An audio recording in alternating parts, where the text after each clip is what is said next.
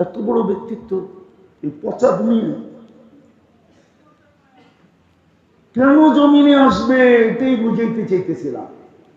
আল্লাহ করো বুঝে আসুক। আজকে তওবা করে উঠি, তাইলে কাজে দিবে, তাইলে সিরাত কনফারেন্স কাজে লাগবে, তাইলে মুহাম্মদুর রাসূলুল্লাহর চোখের পানি কাজে লাগবে। আজকে আল্লাহ আমাদের উপরে নারাজ নারাজ। ওলামা বসা আছে এখানে, আর গাজীপুর হলো ওলামাদের ডিপু। কি ডিপু বুঝলেন? ডিপু কি? হ্যাঁ, ফ্যাক্টরি, যেরকম কারখানা, ওলামারও কারখানা। বরং এটা বললে কোনো ভুল হবে না। আপনারা যদি গাজীপুরের আলেমদের থেকে কাউকে আলেম বলে স্বীকৃতি পান, তাইলে হয়তো সে আলেম হবে। আর যদি দেখেন গাজীপুরের থেকে কেউ কারো বিরুদ্ধে লেখছে, তাহলে মনে করবেন ও আলেমের খাতায় নাই। এত বড় বড় আলেম এখানে। যেটা বুঝাইতে চেয়েছিলাম, আল্লাহর ঘরের উপরে 360টা মূর্তি। কয়টা? কই? কাবার উপরে, ঠিক না? আল্লাহ কিচ্ছু বলেন। আল্লাহর ঘরের তোয়াফ উলঙ্গ, কিচ্ছু বলেন। ওই চত্বরে বসে 360-এর পূজা করতেছে, কিচ্ছু বলে নাই। খালি বন্ধুকে তাব্বান লাকা বলতে দেরি। তাব্বান লাকা মনে বুঝাইতে পারি। তাব্বান লাকা বলতে দেরি। আবু লাহাব শুধু এই শব্দটা বলছিল, তাব্বান লাকা সাইরাল ইয়াউম। তাব্বান লাকা বলতে দেরি, আল্লাহ সাথে সাথে জিবরিল আলাইহিস সালামকে পাঠায়া সূরা তাব্বাত ইয়াদা দিতে দেরি করেন না। আল্লাহ কিয়ামত পর্যন্ত বুঝাইছে, আমার বিরোধিতা আমি মাইনা নিব, আমার নাফরমানিও মাইনা নিব, কিন্তু আমার বন্ধুরটা মানব না। আমার বন্ধুর বিরোধিতা মানব না। আল্লাহ আপনারটা মাইনা নিবেন কেন? বলবে আমাকে তো চোখে দেখা যায় না, এই জন্য হয়তো মেনে নিব। আমাকে তো ধ্যান ধারণায় আনা যায় না, এই জন্য হয়তো মেনে নিব। আমাকে তো বর্ণনা দিয়ে শেষ করা যায় না। লা তারাকাল উয়ুন ওয়ালা তুখালিতুকাত দুনুন ওয়ালা ইয়াসিবুকাল ওয়াসিফুন। কোন সাহাবী বলছিল, আল্লাহ তোকে তো চোখে দেখা যায় না, ওয়ালা তুখালিতুকাত দুনুন, তোমাকে তো ধ্যান ধারণায় আনা যায় না, ওয়ালা ইয়াসিফুকাল ওয়াসিফুন, তোমাকে তো বর্ণনা দিয়ে শেষ করা যায় না। তুমি তো শুধু আল্লাহ না, তুমি তো রহমান, তুমি তো রহিম, তুমি তো মালিক, তুমি তো কুদ্দুস, তুমি তো সালাম, তুমি তো মুমিন, তুমি তো মুহাইমিন, তুমি তো আজিজ, তুমি তো জব্বার, তুমি তো মুতাকাব্বিরুল খালিকুল বারিকুল মুসাব্বিরুল গফফারুল কহ্হারুল ওয়াহ্হাবুর রাজ্জাকুল ফাত্তাহুল আলিমুল কাবিদুল বাসিতুল খাফিদুর রাফিউল মুইজ্জুল মুদিল্লুস সামিউল বাসীরুল হাকামুল আদলুল লতীফুল খবীরুল হালিমুল আযীমুল গফুরুশ শাকুরুল আলিয়ুল কবীরুল হাফিজুল মুকিতুল হাসিবুল জলিলুল করিমুর রকিবুল মুজিবুল ওয়াসি আল হাকিমুল ওয়াদুদুল মজিদুল বাঈতুশ শহীদুল হকুল ওয়াকিলুল কবিয়ুল মতিনুল ওয়ালিয়ুল হামিদুল মুসি আল মুগদি আল মুঈদ আল মুখি আল মুমিত الحي القيوم الواجد الماجد الواحد الأحد الصمد القادر المقتدر المقدم المؤخر الأول والآخر الظاهر والباطن الوالي المتوالي البر التواب المنتقم العفو الرؤوف مالك الملك ذا الجلال والإكرام المقسط والجامع والغني والمغني المانع الضار النافع النور الهادي البديع والباقي الوارث والرشيد الصبور জল্লে জালালু, তুমি তো 99 পদের মালিক। আল্লাহ বলেন মাইনা নিলাম, এই জন্যই তো আমি রাগ হই না। কিন্তু আমার বন্ধুর বিরুদ্ধে গেলে আমি ছাড়বো না, না, না, না, না। মুহাম্মদুর রাসূলুল্লাহ এই জন্য আসছেন, নাইলে ওনার জমিনে আসার কথা না। চুক্তি বলে না, তর্ক বলে না। যিনি ইমামুল আম্বিয়া, সৃষ্টির সর্দার, যার অস্তিত্ব না হইলে রহমত শব্দটাই অস্তিত্ব হইতো কিনা আমি জানি না, কিন্তু কোরআনের একটা আয়াতের দিকে তাকাইলে দেখা যায় ওমা আরসালনাকা ইল্লা রাহমাতাল লিল আলামিন। যার অস্তিত্ব না হইলে মনে হয় রহমত শব্দটাই ডিকশনারিতে হইতো না। যার অস্তিত্ব না হইলে মনে হয় রহমত শব্দটাই ডিকশনারিতে হতো না। উনি কেন জমিনে আসবে? আমি শেষ জায়গায় চলে আসছি, উনি জমিনে আসছেন এই জন্য আমরা যেন দামি হই। দুনিয়াওয়ালা দামি জিনিস কিনে কাগজ দিয়া, আল্লাহ যেন আমাদেরকে কিনে জান্নাত দিয়া। হায় কি পায়া রাজি হয়ে গেলেন গাজীপুরের মানুষ, প্রশান্ত কমপ্লেক্সের ব্যবসায়ীরা, চৌরাস্তার ব্যবসায়ীরা কি পায়া রাজি হয়ে গেলেন। আর রাযীতুম বিল হায়াতিদ দুনিয়া, চারটা ডাইভার পায়া খুশি হয়ে গেলেন। ওয়াল আখিরাতু খায়রুন ওয়া আবকা, কি পায়া হারিয়ে গেলেন। সামান্য একটা দোকান পায়া, ছোট একটা ব্যবসা পায়া কি পাইছেন দুনিয়ায়? কতটুকু পাইছেন বলেন? রাগ হয় না, পায়ে হাত রাখে। কি পায়া ভুলে গেলেন? জান্নাত কি পায়া ভুলে গেলেন? বুঝলাম আমেরিকা পায়া ভুলে গেছে।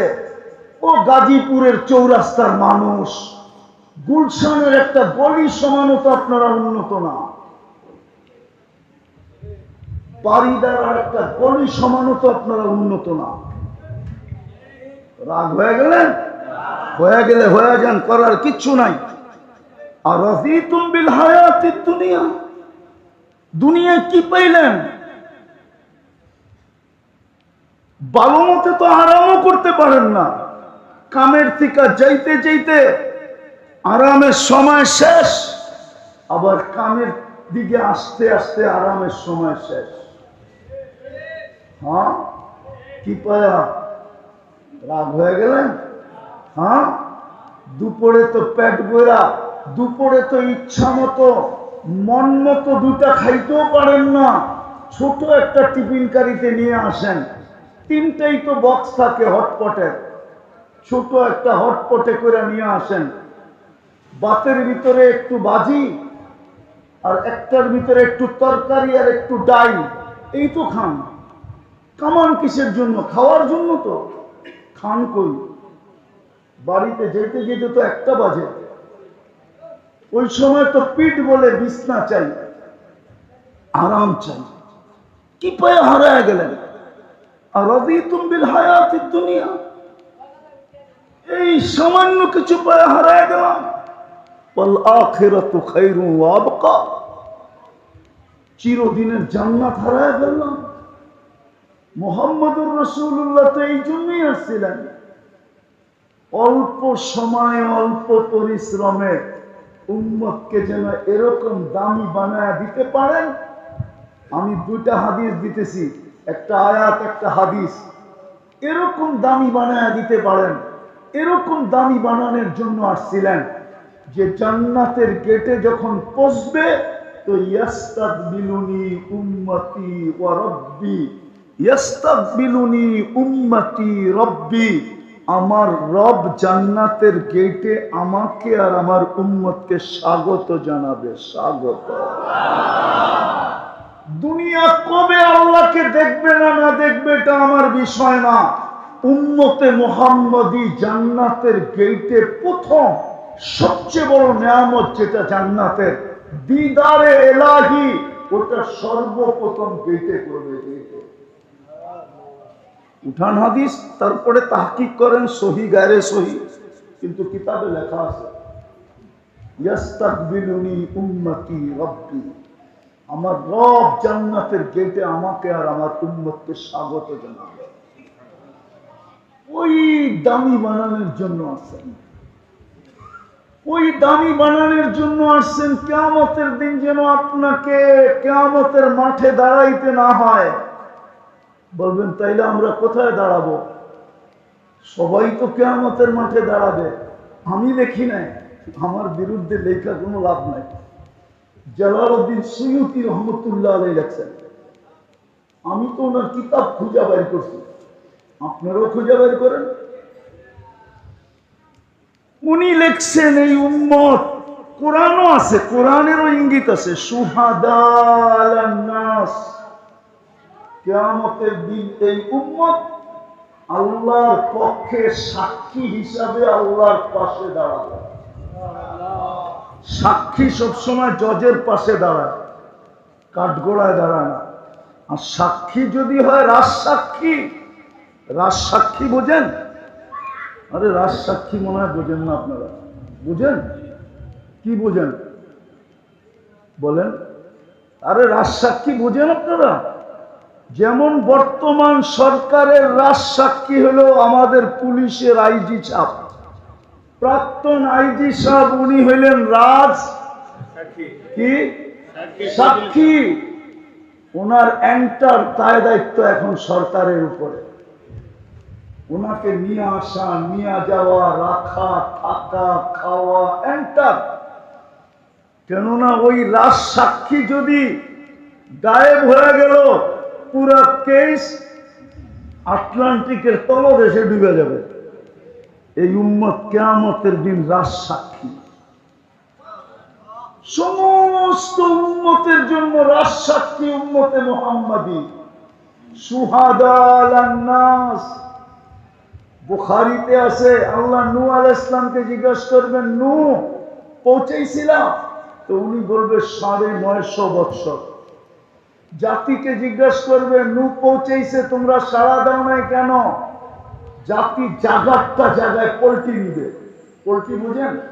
আবার পোল্ট্রি মুরগি বুঝেন না, কিন্তু পোল্ট্রি বুঝেন তো? বিলকুল উল্টায় যাবে, বলবে নূহ নামের কাউকে চিনি না। আল্লাহ জিজ্ঞেস করবে, নূহ সাক্ষী কই? আপনার পাশেই তো দাঁড়ানো আছে। কে? উম্মতে মুহাম্মাদী। আল্লাহ জিজ্ঞেস করবে, নূহ আলাইহিস সালাম কি বলে, তোমরা সাক্ষী দিবে? তো বলবে, দিবে না কেন? সূরা নূহ তো আমাদের কোরআনে ছিল। তখন সবাই সূরা নূহ পড়া শোনায় দিবে যে আল্লাহ, নূহ আলাইহিস সালামের জাতি মিথ্যাবাদী, নূহ আলাইহিস সালাম সত্যবাদী। আল্লাহ সিদ্ধান্ত দিবে নূহ আলাইহিস সালামের পক্ষে। আমরা রাজ সাক্ষী, আমাদেরকে দামি বানানোর জন্য আসছেন মুহাম্মদুর রাসূলুল্লাহ। হায় হায়, আসছিলেন তো বটে, আসছিলেন বটে, দিতেও চাইছিলেন বটে যে সমগ্র জান যখন খালি হাতে যে কি করবেন, সমগ্র জগতের ভান্ডারের চাবি দিয়া দিই। হায়, কেমন রসূল, কেমন রসূল, উম্মতের কেমন কান্ডারি। বলছে ৬০-৭০ বছর থাকবো, চাবি নিতে রাজি না। বলো কোন আমার চাবি নিছে কিনা?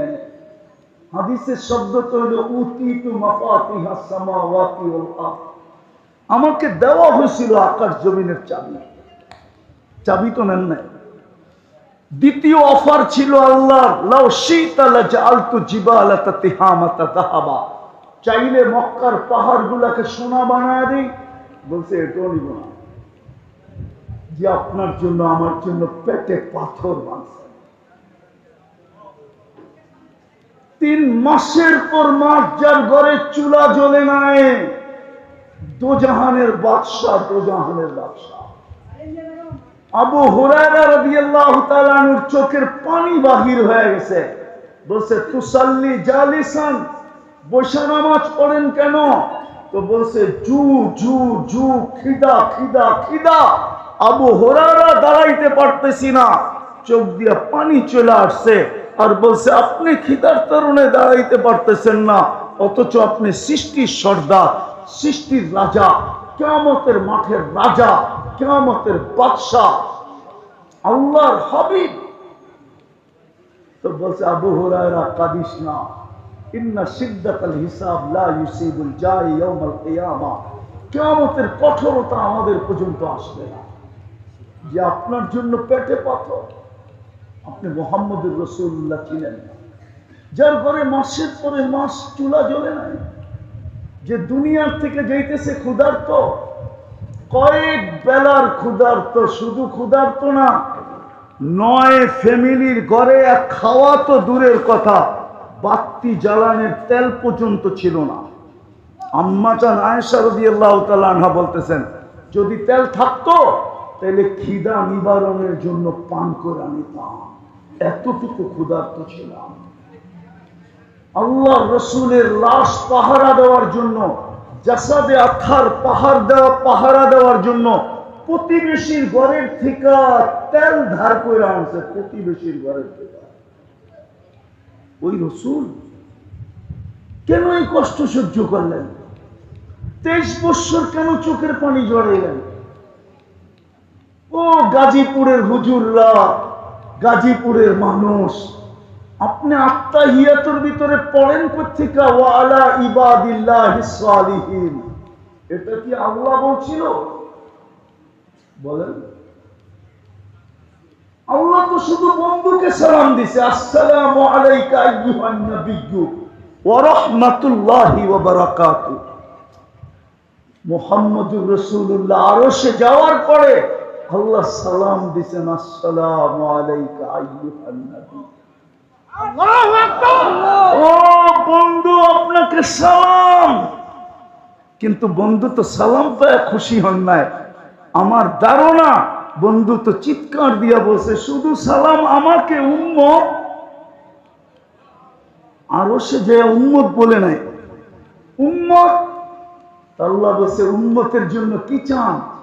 তো তারপরে আল্লাহ রসুল বলছে ওয়া আলা ইবাদিল্লাহিস সালিহিন। এটা কে বলছে? আল্লাহ রসুল যদি আমাদের জন্য এখানে বসে দোয়া না করতেন, আপনি কোত্থেকে পাইতেন? যে 23 বছর চোখের পানি শুকাইতে দেয় না, 23 বছর চোখের পানি শুকায় না, ওলামা মানবে না। রেওয়ায়েত খুঁজলে হয়তো পাওয়া যাবে কোনো কিতাবে। জিবরিল জিজ্ঞাসা করছে মা জালা আরাকা তাবকি, মিকাইল জিজ্ঞাসা করছে মা জালা আরাকা তাবকি, যখনই দেখি চোখে পানি কেন? বলছে উম্মতের জন্য চোখের পানি শুকাইতে চায় না। আজকে উম্মতের দুর্দশা দেখেন, উম্মত নবীর আদর্শ মানতে রাজি না। সিরাত তো এই জন্যই যে কম সময়ে কম পরিশ্রমে এই উম্মতকে যেন দামি বানাইতে পারে, ওই দামি যে আল্লাহ জান্নাতের গেটে ইস্তেকবাল করে, আল্লাহ কিয়ামতের মাঠে রাজসাক্ষী হিসাবে পাশে দাঁড় করায়। আল্লাহ যেন জান্নাতে যাওয়ার পরে ডাইকা বলে সালাম কাওলাম মির রাব্বির রহিম, আমি রব তোমাদেরকে সালামের মালা পরাই। আল্লাহর পক্ষ থেকে সালামের মালা গলায় জোটে। এই জন্যই তো মুহাম্মদুর রাসূলুল্লাহ সাল্লাল্লাহু আলাইহি ওয়াসাল্লাম, এই জন্যই তো কষ্ট। নাইলে ক্ষুধার্ত দুনিয়ার থেকে কেন যাবেন? ওই সময় কান্না। জিবরিল জিজ্ঞাসা করছে এখনো কাঁদেন? বলছে ফামান লিবাদি লি উম্মতি। জিবরিল কাঁদবো না কেন? চলে তো যাবো আল্লাহর সান্নিধ্যে, আর কোনোদিন তো ফিরে আসা যাবে না, কিন্তু আমার উম্মতকে কে দেখা রাখবে? আমার উম্মতকে ফামান লিবাদি লি উম্মতি। আল্লাহ জবাব পাঠাইছে লা আতরুকু উম্মতাকা ফারদা, আপনার উম্মতকে আমি একা ছাড়বো না, আমি দেখা রাখবো। আজকে আল্লাহ দেখা রাখতেছে, নাইলে কসম খোদা মুসলিম দুনিয়া ব্যতীত কোন দুনিয়া চায় না মুসলমান দুনিয়াতে থাকুক।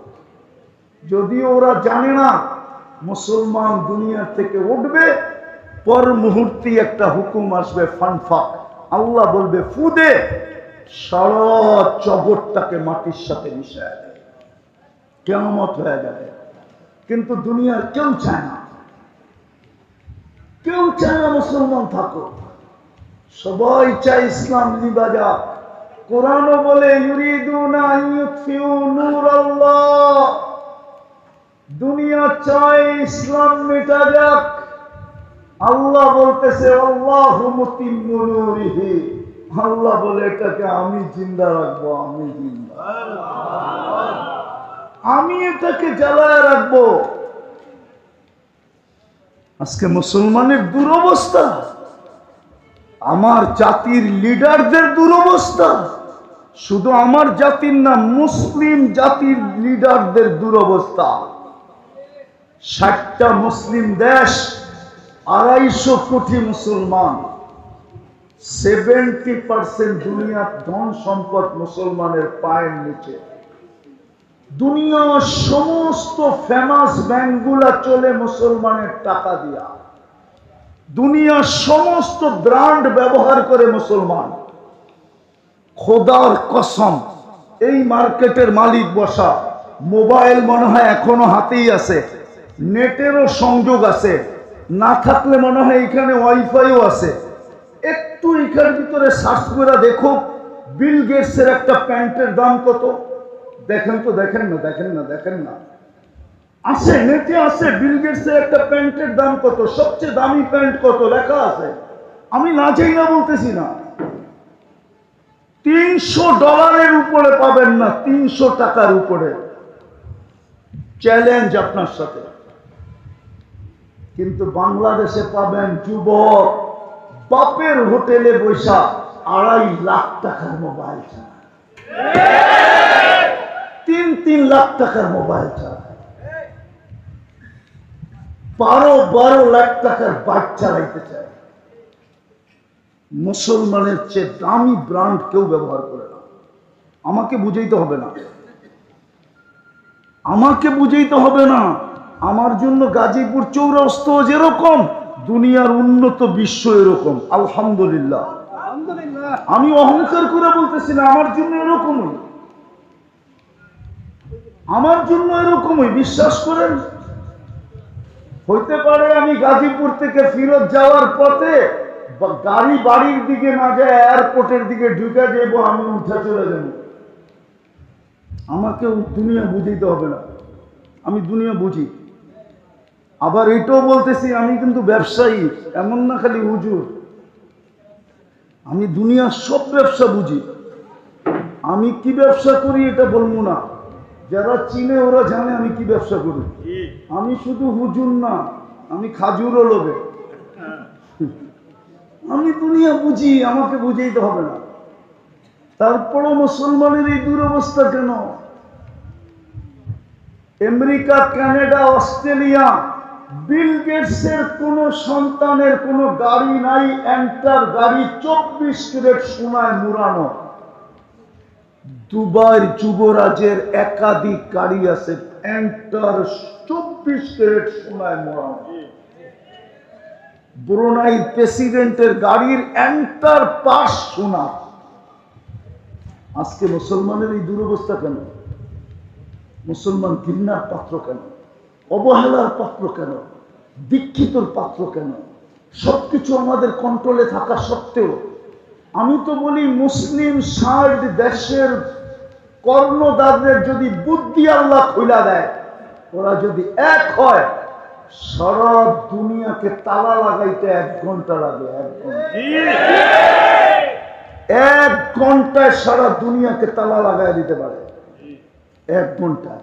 আজকে বলুক 60 দেশ যে 1 ঘন্টার ভিতরে যদি সমাধান না হইল, তোমাদের সাথে লেনদেন, উঠা বসা, খাওয়া লওয়া, চলা ফিরা, এন্টার যোগাযোগ বন্ধ। আমরা 60 দেশ আপোষে বাদ কইরা খামু যতদিন বেঁচে থাকুন। দেখেন দুনিয়া সিধা হইতে কতক্ষণ লাগে, কিন্তু পারে না কেন? এটাও আল্লাহ বইলা দিছে, আমার বন্ধুর রঙে যদি রঙিন না হইলা, তাইলে বিজাতিদের ভয়ে তোমাদের দিলের ভিতরে ঢুকায় দিন। খাইব তোমাদের, পড়ব তোমাদের। আপনি এটা বলেন, মুসলমান আছে দেখি তো দুনিয়া আছে, ঠিক না? যদি মুসলমান না থাকলো কি, দুনিয়ার যদি বিল্ডিং গুলা সোনা দিয়ে হইলো, রাস্তাগুলা যদি রূপা দিয়ে তৈরি হইল, থাকবে দুনিয়া? হ্যাঁ, আপনার কারণে তো দুনিয়া ঠিক আছে। আমি তো বলি বাংলাদেশটা বিপর্যয়ের থেকে বেঁচে আছে কেন জানেন? জানেন? শুধু মসজিদ, মাদ্রাসা, আলেম ওলামার কারণে।